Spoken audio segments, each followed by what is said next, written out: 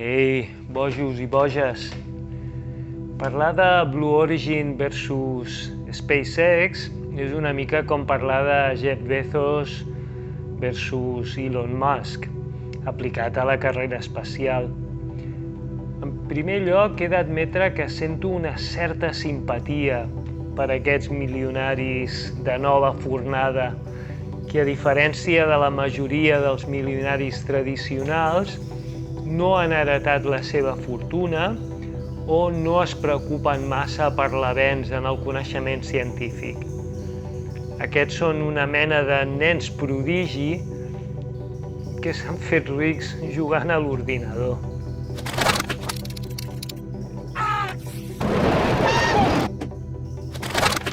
Jeff Bezos és, sens dubte, un dels grans empresaris dels últims 20 anys.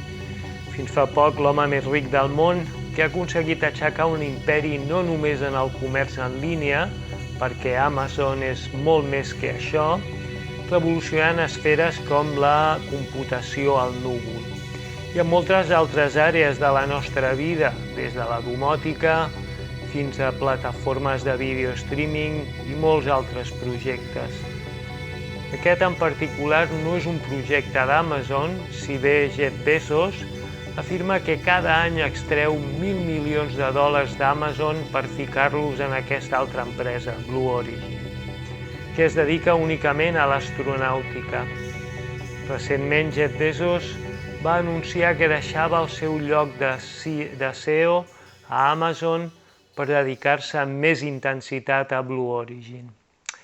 I si bé em desagraden moltes de les seves accions, des d'acusacions d'abús amb els treballadors d'Amazon fins als intents de guanyar en els jutjats i a través dels mitjans de comunicació el que no han aconseguit guanyar al laboratori, també és propietari del Washington Post, Elon Musk sembla un personatge una mica més dispers en l'àmbit empresarial, tot i ser l'home més ric del món.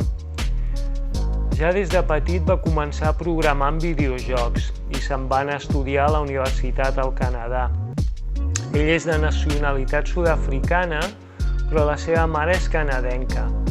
Després de 2 títols en economia i en física, va començar un doctorat en física energètica a Stanford, que aviat va abandonar per crear la seva primera empresa, Zip2.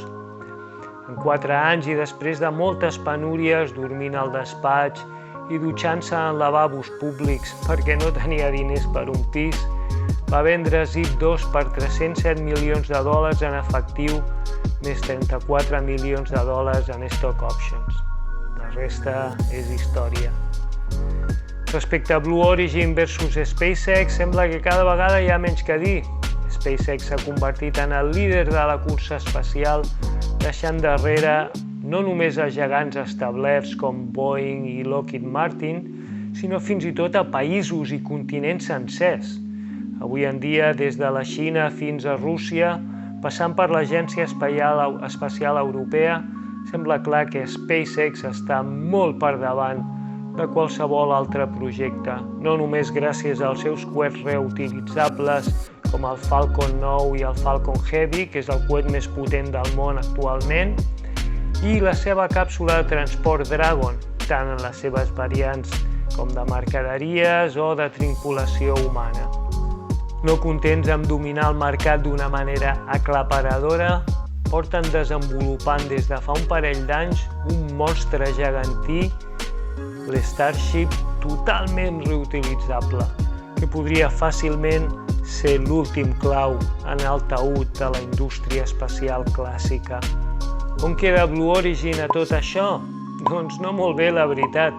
Podria ser que les profundes butxaques de Jeff Bezos aconsegueixin mantenir l'empresa funcionant per molt de temps i seguir fidels al seu pompós lema Gradatim Ferociter, gradualment, ferotgement. Però les seves últimes accions rebequeries demandant a la NASA per no haver-los atorgat el contracte del programa Artemis o els estratagemes legals per impedir o alentir el desenvolupament de la xarxa d'internet via satèl·lit Starlink, així com la desbandada d'empleats en els últims mesos, fa pensar que potser no podran seguir progressant tan gradualment i que potser no podran seguir prenent-s'ho amb tanta tranquil·litat si no volen perdre el tren de la carrera espacial.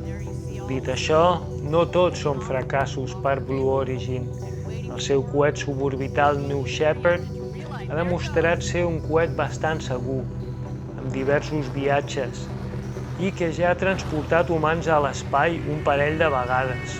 De fet, a mi particularment m'agrada més l'elegant forma d'aterrar del New Shepard, gronxant-se lentament fins a posar-se a terra, que al meu entendre una mica més arriscada del Falcon 9. Entenc que són dos coets totalment diferents, i que el de Blue Origin és tan sols suborbital. Fora d'això, sento haver de dir-ho, però ara per ara SpaceX va molt pel davant en tots els aspectes. Veurem on acaba aquesta nova carrera espacial. Jo espero que en un futur al·lucinant. Fins que ens ho veurem. Smell you later!